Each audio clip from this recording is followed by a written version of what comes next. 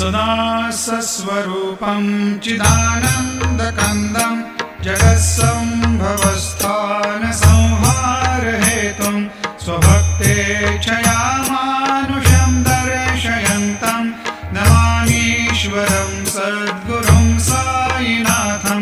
भवद्वान्तविद्वांसमार्तण्डमीड्यं मनोवागतीतं मुनिर्ध्यानगम्यं जगद्व्यापकं निर्मलं निर्गुणत्वं